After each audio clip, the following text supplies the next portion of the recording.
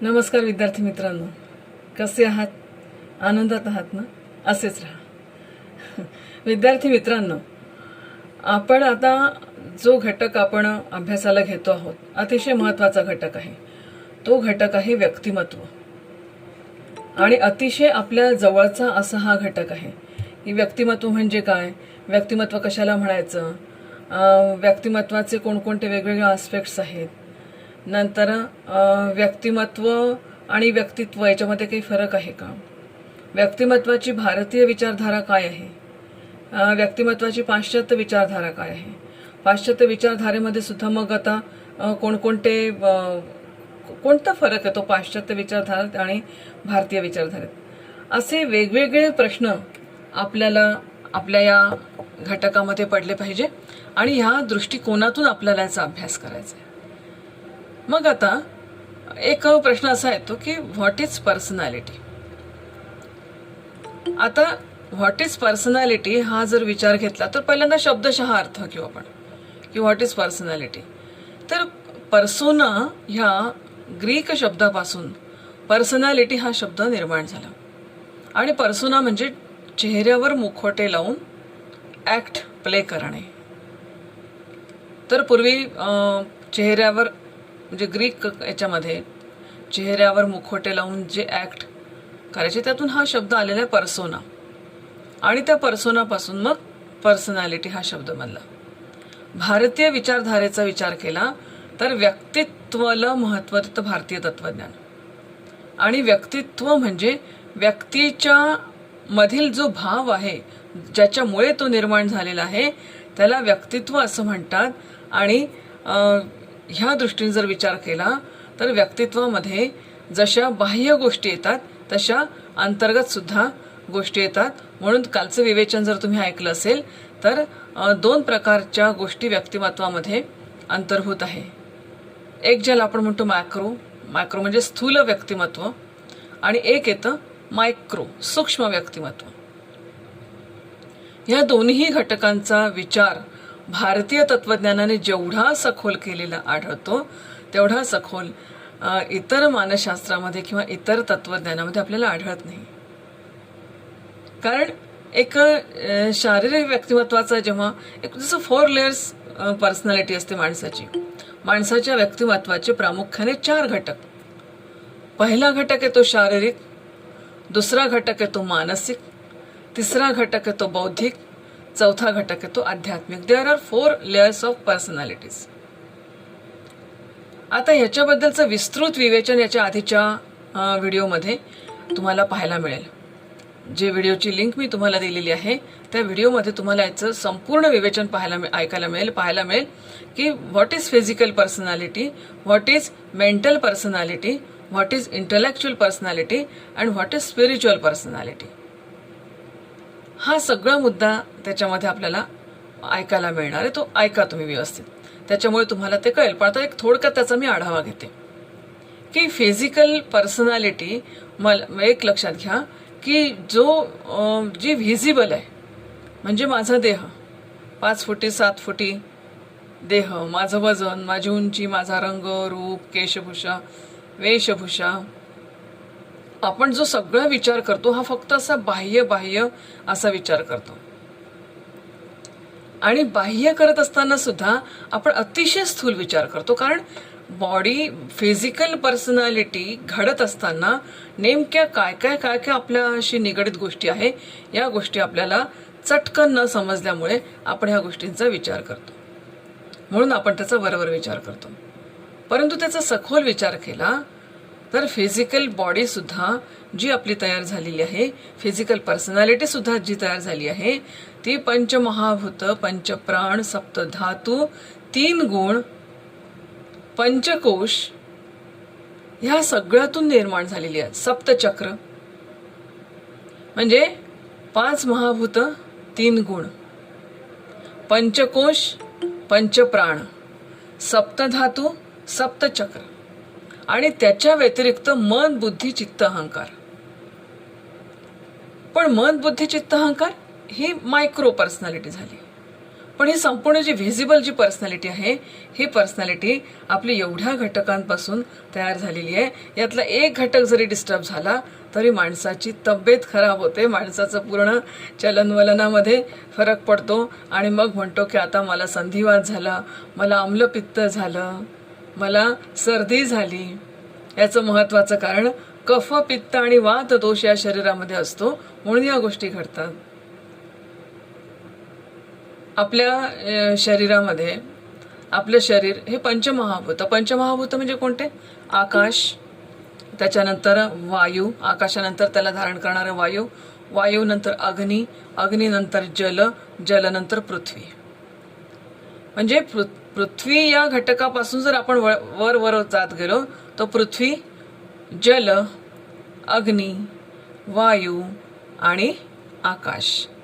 मग ते आकाश हे जास्त सूक्ष्म आणि जे जास्त सूक्ष्म ते जास्त व्यापक, हा असा नियम आहे.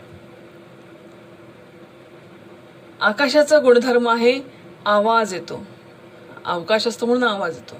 वाऱ्याचा गुणधर्म आहे आपल्याला स्पर्श कळतो.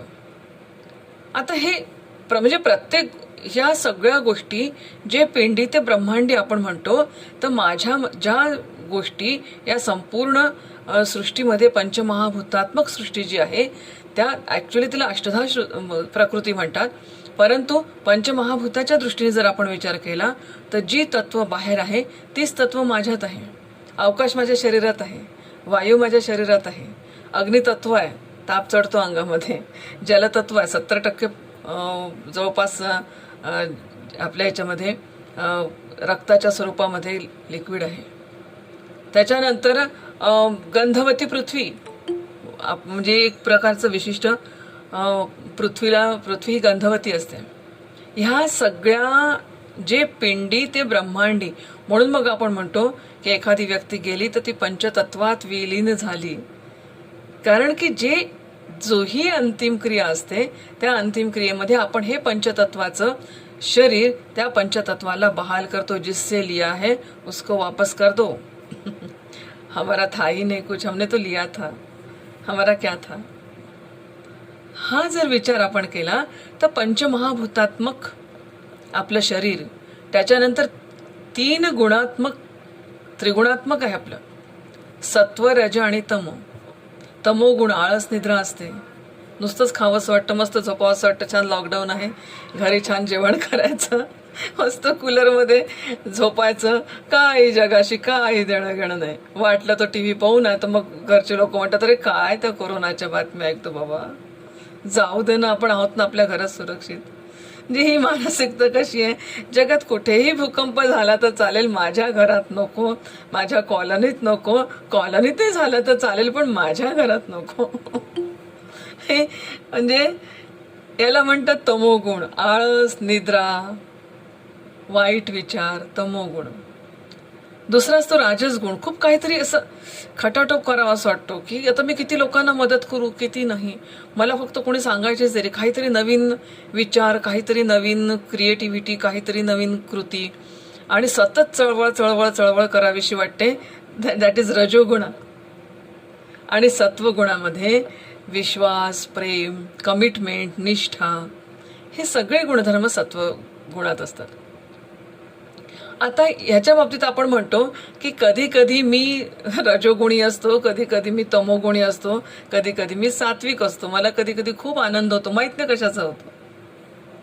आज मैं बहुत खुश हूँ, क्यों पता नहीं, अरे पागल झालं का तू, आय डोंट नो, मी आज खूप खुश आहे. असं का होतं? कारण त्यावेळेस माझा सत्वगुण प्रधान झालेला असतो.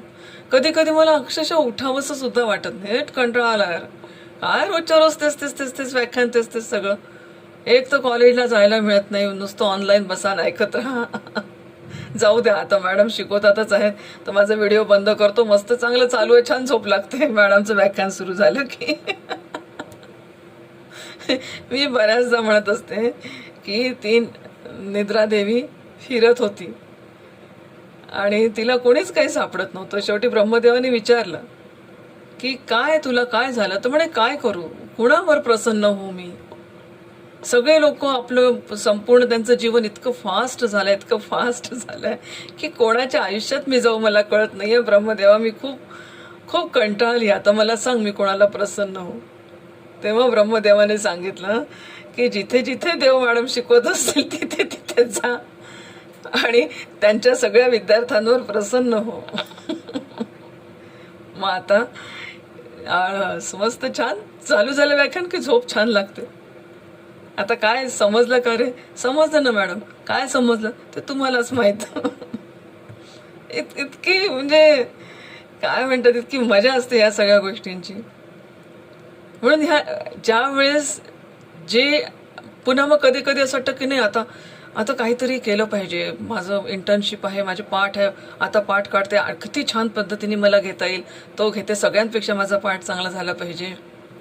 म्हणजे इतके जेवढे जेवढे जेवढे आपले मूड्स बदलत जातात तेवढं त्या वेळेस आपल्यामध्ये गुणधर्म बदलत राहतात. पण तरीही एक ट्रेट असतो आपला, गुणांचं आधिक्य असतं आपल्यामध्ये. कोणी मग सत्वगुणांचं आधिक्य असतं, कोणामध्ये रजोगुणाचं असतं, कोणामध्ये तमोगुणाचं असतं. पण ह्याला अपग्रेड करण्याची एक योजना आपल्या जीवनात आहे. की कोणी जर आपल्याला सांगितलं की तू फार आजकाल तमोगुणी झालास बरं का, तमोगुणी झाला म्हटलं की मग जर त्याची जाणीव आपल्याला झाली तर आपल्याला अपग्रेड होण्याची पण संधी त्याच्यामध्ये आहे. सो हे खूप खूप म्हणजे ही आपली फिजिकल पर्सनॅलिटी इतकी छान आहे. याच्या व्यतिरिक्त आपल्यामध्ये पंचप्राण असतात की ज्याच्या आधारे संपूर्ण हे चलनवलन सुरू आहे आपलं. प्राण, अपान, समान, उदान, व्यान हे पंचप्राण आहेत. आपण पंचकोशात्मक सुद्धा आपलं व्यक्तिमत्व म्हणतो. खूप डिटेल आहे ॲक्च्युली हे फार मी तुम्हाला फक्त जस्ट इन्फॉर्मेशन देते. पंचकोशात्मक व्यक्तिमत्व आहे. त्याच्यामध्ये अन्नमय कोश म्हणजे माझी बॉडी, प्राणमय कोश म्हणजे माझ्या संपूर्ण शरीरामध्ये हे जे पंचप्राण आहे, प्राण, व्यान, उदान, समान, अपान हे जे सगळे प्राण आहे ते प्राण.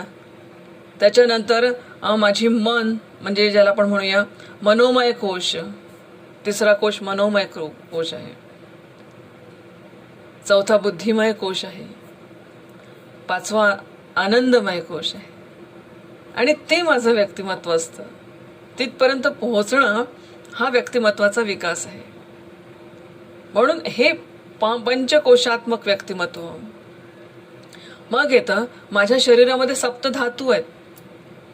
रस, रक्त, मांस, मेद, अस्थि, रज्जू आणि शुक्र असे 7 धातू माझ्या शरीरात आहे.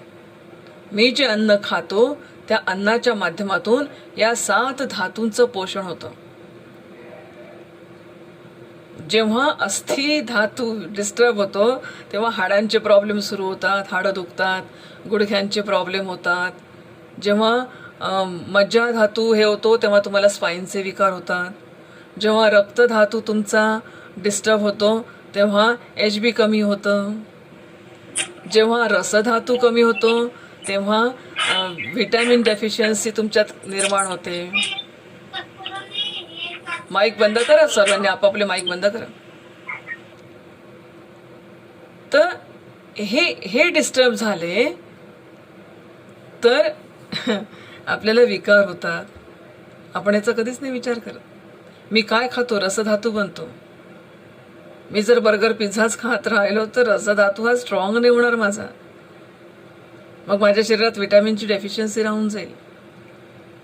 खाताना चावून चावून खाल्लं पाहिजे म्हणतात. का बरं? त्याचा चांगला ज्यूस बनला पाहिजे तोंडामध्ये. त्याचा ज्यूस बनून तो पोटात गेला पाहिजे. त्याच्यापासून रसधातूची निर्मिती होते. आणि एकदा रसधातू स्ट्रॉंग झाला की त्यातून मग हे सगळे धातूंपर्यंत ह्या सगळ्या गोष्टी पोहोचतात.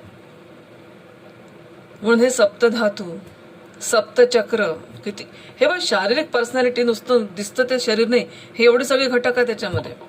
मूलाधार चक्र असेल, स्वादू चक्र असेल, अनाहत चक्र असेल, नंतर आपलं आज्ञा चक्र असेल, सप्तचक्र आहे शरीरामध्ये. हा सगळा विचार आयुर्वेद शास्त्रामध्ये केला जातो. आणि जेव्हा तुम्ही एखाद्या आयुर्वेदाचार्याकडे जाता तुमच्या डायग्नोसिससाठी तेव्हा तो ह्या सगळ्या गोष्टींचं, जेव्हा औषधाची योजना करतो तेव्हा ह्या सगळ्या गोष्टींचा तो विचार करतो. This is our physical body, the physical personality. मग त्याच्यानंतर येते मानसिक पर्सनॅलिटी, ज्याचा आपण मुद्दा खूप छान बघितलाय की मन म्हणजे काय, मन म्हणजे काय, या मनाला कसं नियंत्रित करावं, मन आमचं कसं अशुद्ध झालेलं आहे, या अशुद्ध मनाला प्युअर कसं बनवायचं, या मनाची क्वालिटी कशी वाढवायची, मनाची क्वालिटी वाढवली तर जीवनाची क्वालिटी कशी वाढेल, जीवनाची क्वालिटी वाढली तर आपलं संपूर्ण आयुष्य किती आनंदात जाईल. सगळ्या गोष्टी, इव्हन आपल्या शरीरावर सुद्धा आपल्या मनाचं नियंत्रण कसं हवं. आता किती भूक लागली असली तरी माझा व्हिडिओ सुरू ठेवून मी तुमच्यासमोर नाही खाऊ शकत. भूक लागलेली असते तरी माझ्या मनावर, माझ्या मनाचं कंट्रोल मला माझ्या शरीरावर ठेवावं लागतं. मानसिक पर्सनॅलिटी आहे. सतत खूप विचार, खूप म्हणजे खूप विचारांचा प्रवाह म्हणजेच मन आहे. खूप सारे विचार मन करत राहतं. खूप विचार आले की त्याच्यानुसार माझं मन घडतं. म्हणून जसे विचार आहेत तसं तुमचं मन. एखाद्याचं मन खूप छान कारण त्याचे विचार खूप छान. एखाद्याचं मन, मॅडम तो की नाही सगळं छान, त्याच्या दिसण्यावर जाऊ नका, त्याचं मन फार खराब आहे. त्याचं मन खराब आहे म्हणजे काय, त्याचे विचार चांगले नाही आहेत. मग विचार चांगलं, मन चांगलं करायचं असेल विचार चांगले करावे लागतील. विचार चांगले करायचे असतील तर त्याच्यातल्या इम्प्युरिटीज कमी करावे लागतील. इम्प्युरिटीज कोणकोणत्या आहेत हा जर विचार केला तर षडविकार ज्याला आपण म्हणतो, काम क्रोध लोभ मोह मद मत्सर, हे जे 6 विकार माणसाच्या मनाला लागलेले आहे, या 6 विकारांनी माणसाचं मन गढूळ झालेलं आहे. मग या मनाला प्युअर बनवायचं असेल तर तुम्हाला त्याला मिनिमाइज करावे लागतील. ज्या वेळेस माझ्या मनामध्ये खूप साऱ्या इच्छा निर्माण होतात त्यावेळेस कुठेतरी त्याला बांध घालावा लागेल. आयुष्यात सगळ्या इच्छा विचार करूनही पूर्ण होत नाहीत आणि मग म्हणतो की भगवान माझ्या व्हाय ओनली मी, व्हाय ओनली मी. यार सगळ्यांना एवढे छान छान सगळं मिळतं, मला का नाही मिळत. कुठेतरी इच्छांना मिनिमाइज करावं लागतं.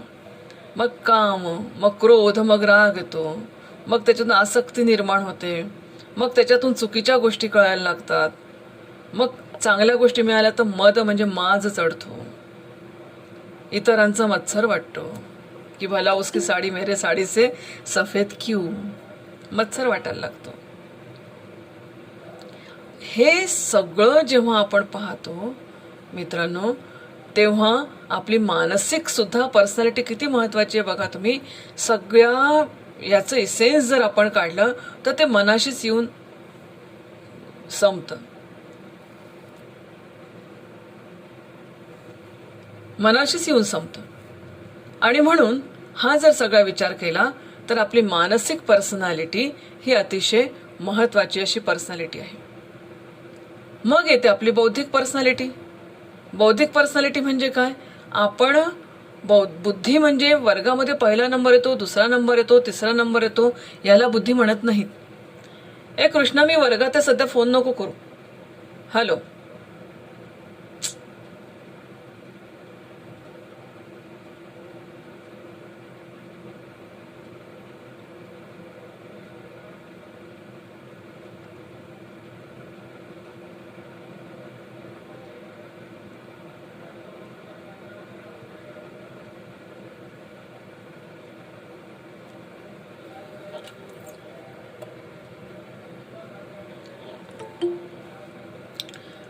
म्हणून आपली बौद्धिक पर्सनॅलिटी म्हणजे काय, तर बौद्धिक पर्सनॅलिटी म्हणजे केवळ हे नाही आहे की मी किती मार्क्स कमावले किंवा काय, त्याला केवळ त्याला बौद्धिक पर्सनॅलिटी नाही म्हणत. बौद्धिक पर्सनॅलिटी म्हणजे ज्या क्षणी आपल्यामध्ये निर्णय क्षमता येते त्याला बौद्धिक पर्सनॅलिटी म्हणतात. आणि त्याच्या पलीकडचे मग आध्यात्मिक पर्सनॅलिटी. हे एक साधारणतः 2 दिवसाचं जे विवेचन तुम्हाला पाठवलंय मी, त्याच्यामध्ये ह्या गोष्टी क्लिअर होतात.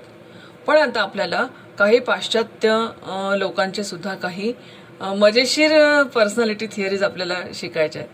त्याच्यामध्ये पहिली जी थिअरी आहे ती आहे, आपण बघतो आहे शेल्डनची theory, Sheldon theory of personality.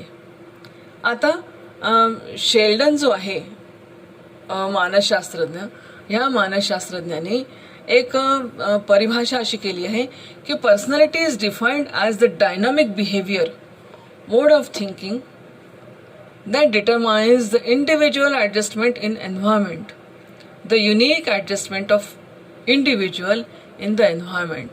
आपल्या आजूबाजूच्या परिस्थितीशी जे आपण समायोजन करतो, हे समायोजन म्हणजेच माणसाचं व्यक्तिमत्व आहे. कारण हे जे व्यक्तिमत्व आहे किंवा अशा प्रकारचं जे वर्तन आहे की जे संपूर्ण आपल्या आजूबाजूचा जो परिसर आहे त्या परिसराशी सतत समायोजन करत राहतं. त्याला शेल्डननी म्हटलेलं आहे पर्सनॅलिटी. मग आता या पर्सनॅलिटीचं स्वरूप काय आहे? तर शेल्डन म्हणतो personality is both internal and external. जसं आता मी तुम्हाला सांगितलं की पर्सनॅलिटी इज बोथ.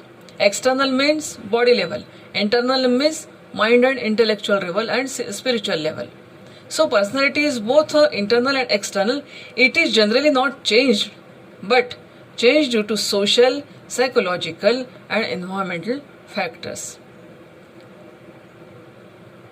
बघा, पर्सनॅलिटी बदलत नाही असं म्हणत असताना आता तुम्ही म्हणाल की मॅडम उंची तर वाढते, वजनही वाढतं, पण ते जे ट्रेड्स असतात ते नाही जात, म्हणून इट इज अनचेंजेबल.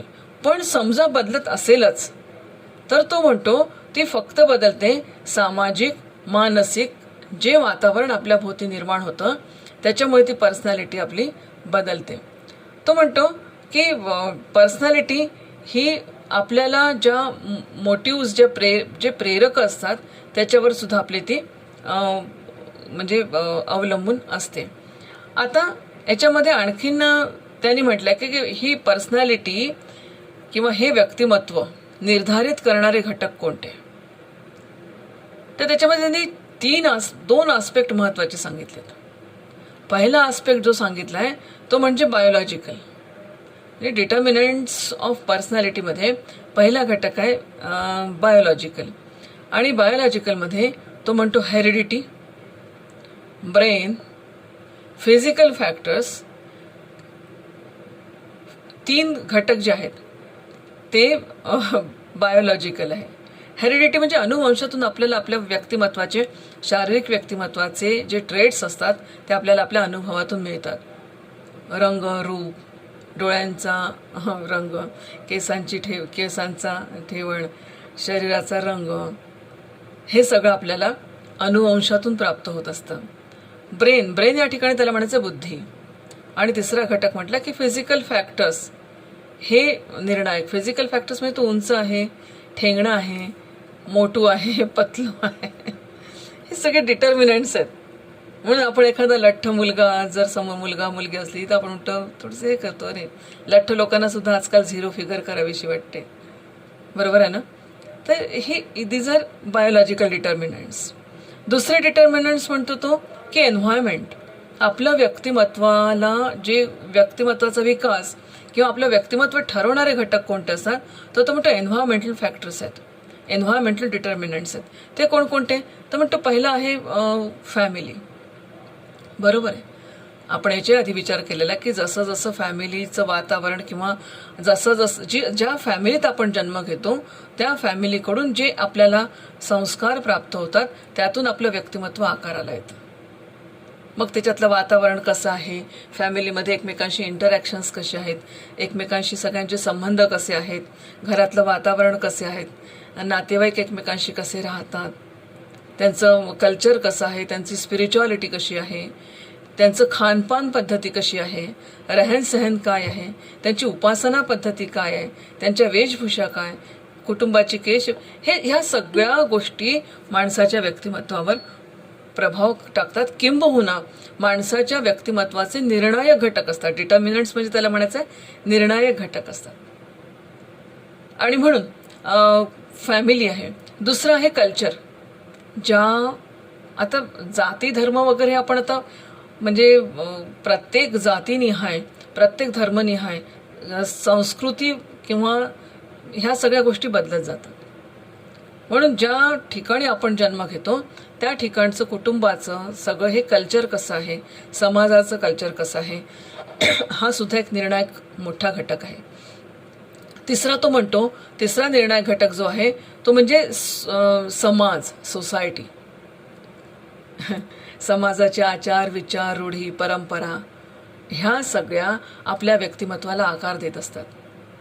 पुष्कळदा असं घडतं की शाळा नावाच्या समाजामध्ये मूल जातं आणि तिथे जर त्याला योग्य पद्धतीचं वातावरण मिळालं नाही किंवा योग्य पद्धतीचं प्रोत्साहन दिलं नाही तर त्याचं व्यक्तिमत्व खुंटतं.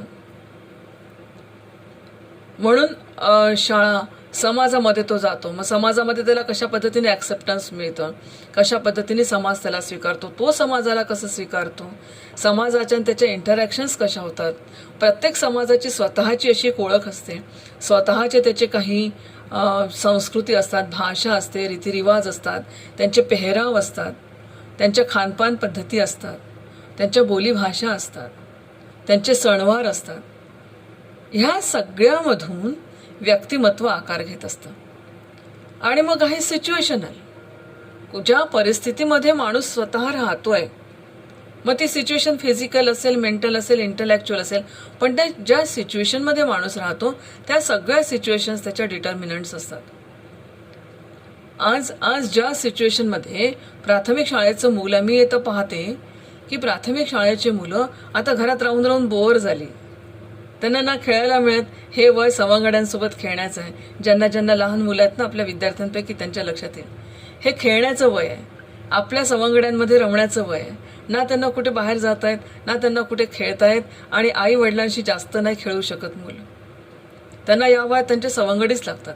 सवंगड्यातून ते खूप सारं समाजामध्ये कसं राहतं हे संस्कार ते घेत असतात. त्यांच्याशी म्हणजे कशा पद्धतीने आपण एकमेकांशी शेअरिंग करायचं, कसं बोलायचं, काय, हे सगळं ते सवंगड्यातून शिकत असतात. ह्या कोरोना काळात त्यांना कुठेच नाही जायला मिळत आहे. घरामध्ये राहून राहून कंटाळा आली. मुलांमध्ये बिहेवियर प्रॉब्लेम यायला लागलेत. जास्त हट्टीपणा करतं, ऐकत नाही, जेवणाचे प्रॉब्लेम, खाण्याचे प्रॉब्लेम, लवकर झोपेतूनच उठणार नाही, उठले तर ब्रश करणार नाही, ब्रश केला तर खाणार नाही, खाल्लं तर झोपणार नाही, झोपले तर उठणार नाही, उठलं तर पुन्हा काहीतरी आळशी. पण इतके बिहेवियर प्रॉब्लेम येतात आहेत. पुन्हा त्यांना कोणी टोकू नका, आईने टोकलं तर आवडत नाही, वडिलांनी टोकलेलंही आवडत नाही. हे सगळे इतके बिहेवियर प्रॉब्लेम यायला लागले. हट्टीपणा वाढला मुलांमध्ये, इंटरनेटवर खेळण्याची प्रवृत्ती वाढते आहे. पुन्हा या ऑनलाईन क्लासेसमध्ये शिक्षणाची मजा येत नाही, शिक्षणापासून वंचित राहतात आहेत. हे असे तुमच्यासारखेच ते सगळे व्हिडिओ ऑफ करतात आणि फिरत राहतात कुठेतरी. माझ्या नातीला मी विचारलं, का गं काय शिकली? आजी आज तर काहीच नाही झालं म्हणते. मस्त टीचर आल्या होत्या, बोलत होत्या, मी तर छान खेळत होती. अगं म्हटलं तू खेळत कशी काय होती? मग काय झालं, टीचरला कुठे दिसते मी काय करते? टीचर बोलत राहते तिकडे. शिक्षणाची मजाच नाही. जी मजा प्रत्यक्ष आपल्या शिक्षकाच्या सहवासात राहून मुलाला येते ती मजाच नाही येऊन राहिली मुलांना. मग ह्या सगळ्यामध्ये हे व्यक्तिमत्वाचे हे सगळे निर्णायक घटक आहे. 10वीची परीक्षा कॅन्सल करावी लागली. किती काय हे बघा, 5व्या वर्गापासून 10व्या वर्गाचं स्वप्न असतं. परिस्थिती अशी आहे की स्वप्न धुळीला मिळून राहिलेत. आणखीन तरुणांच्या समस्या वेगळ्याच आहेत. डिप्रेशनचे प्रॉब्लेम वाढतात आहेत. असं वाटतंय, आता काही विद्यार्थ्यांशी मी चर्चा केली, असं वाटतं की भविष्य संपलं. मॅडम, भविष्य संपल्यासारखं वाटतंय. These are all determinants of personality. असं जर भविष्य संपलं असं जर वाटत असेल तर ते व्यक्तिमत्व खुरटणार नाही तर काय होणार? भविष्य कधीच संपत नसतं. यातूनही पुरुषार्थ करायचा आपल्याला, यातूनही आणखीन चांगल्या पद्धतीने पुढे जायचं आहे. एक स्वामी चिन्मयानंदांचं वाक्य आहे आणि ह्या वाक्याची प्रचिती मला सतत येत राहतं की जेव्हा जेव्हा अशा काही वाईट सिच्युएशन्स आपल्या आयुष्यात येतात, कोणी बोलतं, परिस्थिती वाईट येते, कोणी रागवतं, कोणी शिव्या देतं, कोणी टीका करतं, आपण खूप चांगले कार्य करूनही कोणी चांगलं म्हणत नाही, परिस्थिती गंभीर आहे. मग जेव्हा जेव्हा असे प्रसंग येतात ना, तेव्हा तेव्हा ते सगळे प्रसंग मस्त असे आपलं रुमाल घ्यायचा, आपलं काही झोळी घ्यायची, त्या झोळीत ते सगळे प्रसंग टाकायचे आणि त्या प्रसंगरूपी दगडातून चांगल्या मूर्ती घडवायच्या. हे वाक्य आणि असे आपण हे नुसतं इमॅजिनेशन नाही आहे. अशा कितीतरी लोक आपण आणि कितीतरी मुलं आपण बघतोय की अत्यंत विपरीत परिस्थितीमध्ये स्वतःला घडवलं आणि चांगला नागरिक म्हणून आज ते जीवन जगतात आहेत. पुष्कळ लोक आहेत. म्हणून ज्या ज्या अशा ज्या ज्या वेळेला असं घडतं, सिच्युएशन्स म्हणजे सिच्युएशनल्स जे डिटर्मिनंट्स आहेत त्याच्याबद्दल आपण म्हणतोय. पूर येतो, घर वाहून जातं, भूकंप येतो, घर पडून जातं. कोरोनामुळे जवळजवळची माणसं चालली, खूप गंभीर परिस्थिती आहे. अगदी कालपर्यंत माझ्यामध्ये होते, आज नाहीये, असे होऊन राहिलं. ह्या सगळ्या गोष्टींचा आपल्या व्यक्तिमत्वावर परिणाम होतो. पण मित्रांनो, या सगळ्यातून तावून सुलाखून निघाल्याशिवाय जीवन जगण्याचा सुद्धा पुरुषार्थ आपल्याला कळत नाही. पण बोलताय वो ही ना खुशबू लाती है पिसने के बाद. अगरबत्तीला सुद्धा जळावं लागतं सुगंध देण्यासाठी. चंदन को घिसना पड़ता है, चंदन को भी खुद को मिटाना पड़ता है. हिना भी रंग लाती है पीसने के बाद. हे सगळं कविकल्पना नाही आहे, हे जीवनाचं सत्य आहे आणि हे सत्य आपण स्वीकारायला पाहिजे. अब्दुल कलामांनी म्हटलेलं आहे की तुमच्या आयुष्यात सतत सतत कोण फुलाचे पायघड्या टाकणार आहे तुम्हाला काटे कुठे तर येतीलच, ठेचा तर लागतीलच, पण म्हणून चालण्याचं सोडाल का? नो, तसं नाही होणार. पण पावलापुरता प्रकाश तेवढा तर माझा हक्कच आहे. जेवढ्या पावलापुरता मला प्रकाश मिळालाय तिथे मला वाटतं दिसतेच आहे ना, तेवढी टाका पाऊल. एक पाऊल पुढे तर टाका आणि योग्य दिशेला टाका. योग्य दिशेला पडलेलं पहिलं पाऊल आपल्याला आपल्या ध्येयापर्यंत पोहोचवतं. मध्ये कितीही अडचणी येऊ, तेवढी मात्र एक दिशा तुम्ही पक्की करा. मग सिच्युएशन कोणती येऊ द्या. मी तर बऱ्याचदा म्हणते की सिच्युएशन्स ह्या ईश्वराने आपली परीक्षा पाहण्यासाठी पाठवलेल्या असतात. ह्या परीक्षेत जो उतरेल, सर्व्हायव्हल ऑफ फिटेस्ट लावा नियम, इथे पण लावा. जे तग धरतील याच्यामध्ये तेच राहतील. जो हारेगा, जो डरेगा वो मरेगा, असं म्हटलं. जो डर गया सो मर गया. खूप काय वाक्यांची मला खूप हसायला येतं आणि त्या काळात ती वाक्य चपकल असतात अगदी. जो डर गया समजो मर गया. सो हे सगळे सिच्युएशन्स आहेत आणि ह्या सिच्युएशन मधूनच आपल्याला पुढे जायचं आहे. म्हणून डिटर्मिनंट्स ऑफ पर्सनॅलिटीमध्ये सिच्युएशन हा फार मोठा घटक आहे. मग आता बायोलॉजिकल फॅक्टर पाहिला आपण, नंतर फॅमिली, सोसायटी, एन्व्हायरमेंट, या सिच्युएशनल फॅक्टर्स, याचा सगळ्यांचा विचार केल्यानंतर शेल्डन हा थिअरीकडे जेव्हा वळतो तेव्हा शेल्डनची जी थिअरी आहे ही थिअरीला ट्रेड्स थिअरी असं म्हटलं जातं किंवा त्याला सोशल लर्निंग थिअरी असंही म्हटलं जातं. आता याच्यामध्ये शेल्डनची जी थिअरी आहे खूप मजेशीर थिअरी आहे. त्याने 3 फॅक्टर्स धरलेत. एक आहे एंडोमॉर्फी. नावं लक्षात ठेवा, लिहून घ्यायला लागेल तर. एंडोमॉर्फी जे लोक असतात, एंडोमॉर्फी या कॅटेगरीतले, हे असे बुटके असतात, बल्की असतात, खूप स्लो असतात, ज्याला आपण म्हणतो मेदयुक्त, आळशी. त्यांना झोपायला खूप आवडतं, खायला खूप आवडतं. आता आपल्या स्वतःला हे सगळे निकष लावायचे. शेल्डननी केलेलं आहे बरं, मी नाही केलं. म्हणून जे एंडोमॉर्फी आहे, EME, हे इक्वेशन लक्षात ठेवा. EME, एंडोमॉर्फी, they are generally flashy, bulky, and they are very friendly and slow to read. Flashy असतात, बल्की लठ्ठ असतात, बुटके लठ्ठ, आळशी, खायला आवडतं, सुस्त असतात, एकदम सुस्त असतात. कुछ करने को दिल नाही करा, मस्त खायचं प्यायचं झोपायचं, आपला आराम करायचा. काय आलं, BEd घेतली ना, ॲडमिशन मिळाली ना, होत राहतात ऑनलाईन वर्ग. घेऊ द्या, ते मॅडमला वेळ मिळेल तेव्हा घेईल. आपल्याला वेळ असला तर आपण अटेंड करू, नाही तर काही गरज नाही अटेंड करण्याची. सुस्त. म्हणून एंडोमॉर्फी.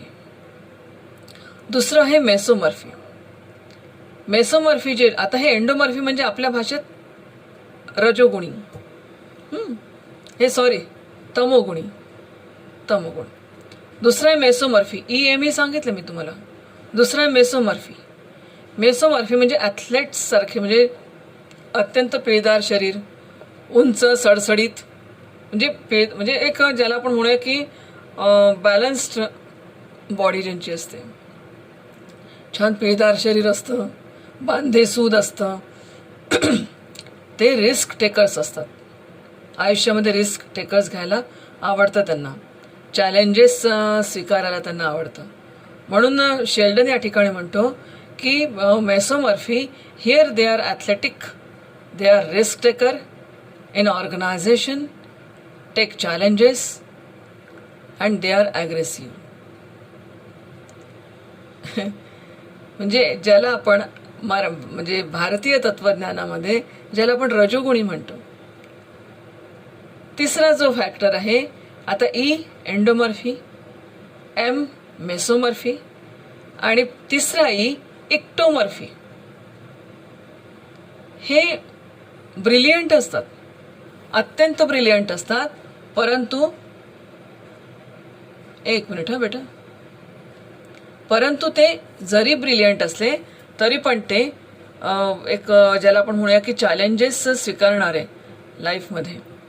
नंतर ते शाय असतात, परंतु अत्यंत ब्रिलियंट असे ते असतात.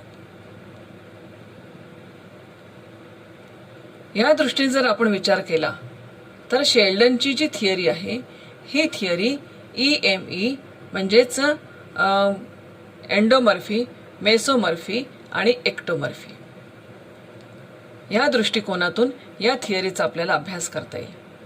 अत्यंत महत्त्वपूर्ण असं हे थिअरीचं म्हणजे या अत्यंत महत्त्वपूर्ण अशा थिअरी आहेत.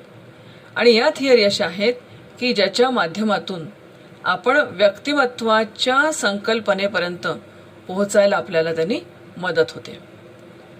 असा सगळा हा विचार याच्यामध्ये येतो.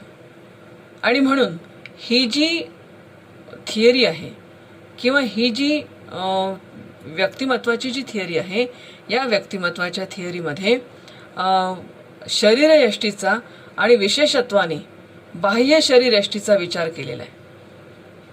म्हणजे शरीराने बुटका, जाड, पिळदार शरीराचा आणि अत्यंत होणहार. नंतर आपण म्हणतो की बुटका, लठ्ठ. आणि तिसरा जो फॅक्टर आहे आता हा सगळा विचार त्याच्यामध्ये आलेला आहे. माईक म्यूट करा मॅडम. माईक म्यूट आहे. हे जे सगळं वर्गीकरण आहे, या वर्गीकरणाचा जर विचार म्हणजे EME एंडोमॉर्फी, मेसोमॉर्फी आणि एक्टोमॉर्फी, ह्या याच्यामध्ये शेल्डननी पूर्ण फक्त बाह्य शरीराचा विचार केला. आता मला तुम्ही एक सांगा, बाह्य शरीरामध्ये मन सुद्धा असतं. या मनाचा विचार शेल्डननी केलेला आपल्याला लक्षात येत नाही. मनाचा विचार नाही केला. पण मनाचा विचार करणारा एक आणखीन मानसशास्त्रज्ञ आहे, तो आहे कार्ल युंग. कार्ल युंग यांनी काय केलं, यांनी व्यक्तिमत्वाचे 2 भाग आपल्याला सांगितले. आणि ते 2 भाग म्हणजे व्यक्तिमत्वाचे there are 2 types of personality. One is introvert and other is extrovert. खूप चांगल्या टेस्ट याच्यासाठी अवेलेबल आहे की आपण इंट्रोव्हर्ट आहोत की एक्स्ट्रोव्हर्ट आहोत. मला माझ्याजवळ असली तर मी एक पाठवते आपल्याला, एक इंटरेस्ट म्हणून तुम्ही करून पहा. आपल्याला कळेल की आपली पर्सनॅलिटी इंट्रोव्हर्ट आहे की एक्स्ट्रोव्हर्ट आहे. इंट्रोव्हर्ट म्हणजे अंतर्मुखी, खूप विचार करणारा, शांत राहणारा, जगाशी जास्ती तो संपर्क करत नाही, फक्त स्वतःमध्ये रमणारा. आतल्या गाठीचा आपल्या भाषेत सांगायचं झालं, आपल्या खास मराठी भाषेत सांगायचं झालं, मैडम वो तो अपने पेट का पानी भी नहीं हिलने देता, किसी को बताता नहीं है, बहुत इंट्रोवर्ट है, किसी से बात नहीं करता, बहुत रिजर्व्ड है. इंट्रोवर्ट. या इंट्रोवर्टचे काही कंपोनंट्स कार्ल युंगनी सांगितलंय. तो म्हणतो की हा जो इंट्रोव्हर्ट असतो ह्या इंट्रोव्हर्ट म्हणजे एक त्याचे फेसेस किंवा त्याचं ज्याला आपण म्हणतो की त्याला एकटं राहायला आवडतं, त्याला कम्युनिकेशनमध्ये प्रॉब्लेम्स येतात. म्हणजे पहा ना तुम्ही, काही लोक त्यांच्या मनात काय हे सांगूच शकत नाही, शेवटपर्यंत बोलू शकत नाही. आणि मग आपण म्हणतो की अरे किती मनामध्ये कोडशील, काही बोल की जरा, मोकळा बोल ना. नाही बोलू शकत बिकॉज दे आर इंट्रोव्हर्ट. कम्युनिकेशनमध्ये प्रॉब्लेम येतो त्यांचा आपण फेस रिडिंगच करू शकत नाही. ते म्हणजे आपण त्यांना समजू शकत नाही नेमके ते कसे आहेत. पण त्यांना एकटं राहायला आवडतं, मिसळायला नाही आवडत कोणामध्ये. अरे जा ना जरा मित्रमंडळींमध्ये जा. No, I don't like friends. मी आपला एकटा बरा आहे. माझ्या खोलीमध्ये जातो, माझ्या कानाला स्पीकर लावतो, हेडफोन लावतो, बस. कोणामध्ये मिसळायला आवडत नाही. They don't need interruption. त्यांना कोणी मध्ये काही हे केलेलं आवडत नाही, त्यांना इंटरप्शन केलेलं आवडत नाही. त्यांना त्यांचं जीवन जगायला आवडतं. ते एकाच प्रकारच्या प्रोजेक्टवर कितीतरी वेळ काम करू शकतात. त्यांना व्हेरिएशन्स पण नको. आता पण काही लोकांना कधी पिक्चर पाहिजे, कधी फिरायला जायला पाहिजे, कधी नाही. हे लोक कसे असतात, यांनी एक मार्ग घेतला ना त्याच्यात ते खुश आहेत. मला घरी राहायला आवडतं ना, आवडतं, सो व्हॉट.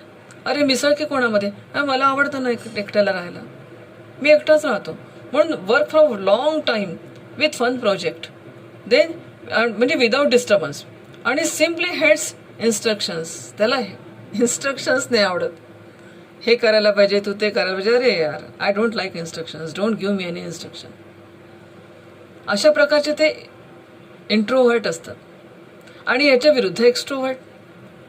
त्यांना सतत बाहेर जायला आवडतं, त्यांना सतत खेळायला आवडतं, त्यांना सगळ्यांमध्ये रमायला आवडतं. सिनेमा पाहणे, हिंडणे, फिरणे, बाहेर जाणे, मस्त पार्ट्या वाट्या, वेगवेगळ्या प्रोजेक्ट हँडल करणे. अगदी इंट्रोव्हर्टच्या एक्झॅक्टली अपोजिट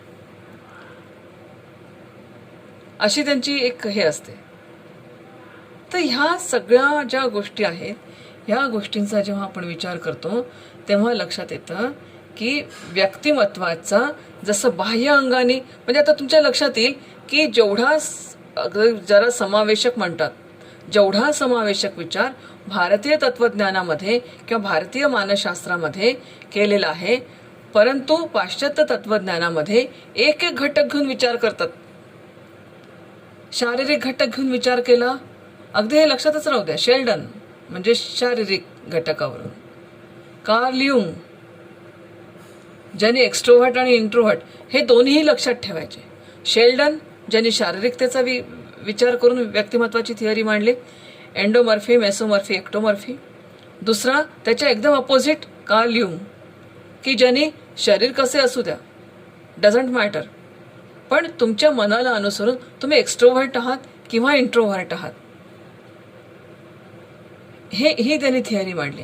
म्हणजे आता समजा इंट्रोव्हर्ट जो व्यक्ती आहे त्याला जर एकटं राहायला आवडत असेल तर एक्स्ट्रोव्हर्टला त्याच्या विरुद्ध खूप लोकांमध्ये, म्हणजे जगत मित्र असतात ते खूप असे आजूबाजूला सगळे मित्र मंडळी, मैत्रिणी, सगळा समाज, असं सगळ्यांमध्ये राहायला त्यांना आवडतं, एकट्याला राहायला नाही आवडत. त्यांच्यामध्ये इतकं जबरदस्त कम्युनिकेशन स्किल असतं की ते कोणाशी छान बोलू शकतात आणि आपल्या बोलण्याने छाप पाडतात ते इतरांवर. म्हणून आपल्या फॅमिलीमध्ये पहा, एखादी व्यक्ती अशी असते, आपण म्हणतो नाही बाबा तुम्ही बोला, तुमच्या बोलल्याने ना बरोबर होईल, तुम्ही म्हणाल ना तर ते होईल, नाही तर मग तो ऐकणार नाही. तर हे कम्युनिकेशन स्किल त्याच्यामध्ये असतं. त्याला असं त्याच्या कार्यामध्ये त्याला कोणी इंटरप्शन केलं तरी ठीक आहे, ॲक्सेप्ट करतो तो. हाँ गलत हो गया होगा, गलत क्या है उसमें बड़ी बात, सभी तो करते हैं गलती, मैंने भी कर दी तो क्या, सो व्हाट. चलता है, गलती से ही लाइफ चलता है, गलती का नाम लाइफ है. एक्स्ट्रोवर्सी, गलती ही करते रहोगे, गलती ही करते रहोगे, उसका ही तो नाम मैडम लाइफ है. गलती नहीं करेगा तो इंसान कैसा रहा ना. जानवर थोड़ी गलती करते हैं, उनका तो जीने का तरीका अलग है. कुत्ता थोड़ी सोच के बैठेगा मैं किसको काटूं बाबा अभी. असं नाही होत. नंतर तो पुन्हा एकाच प्रोजेक्टवर नाही, वेगवेगळ्या प्रोजेक्टवर तो आपलं काम करत राहील. ते असं इंट्रोव्हर्ट आणि एक्स्ट्रोव्हर्ट अशा पद्धतीने हे सगळं थिअरी या ठिकाणी कार्ल युंगनी मांडली. म्हणून आज व्यक्तिमत्वाची भारतीय जी संकल्पना आहे ती संकल्पना मी तुम्हाला खूप थोडक्यात सांगितली आणि त्याचे व्हिडिओज मी तुम्हाला दिले. पुन्हा त्याची लिंक पण मी शेअर करते. आणि आज 2 पाश्चात्य तत्त्वज्ञांचे आपण थिअरीज बघितल्या. एक बघितली शेल्डनची आणि दुसरी बघितली कार्ल युंगची. कार्ल युंगची जी थिअरी आहे तिला म्हणतात एक्स्ट्रोव्हर्ट अँड इंट्रोव्हर्ट थिअरी. आणि ह्याची जी आहे शेल्डनची ही फिजिओग्नॉमी थिअरी. तर अशा 2 थिअरीचा आपण आज अभ्यास केला. याच्या पुढचा भाग पुढच्या तासात केला. Take care. Good day.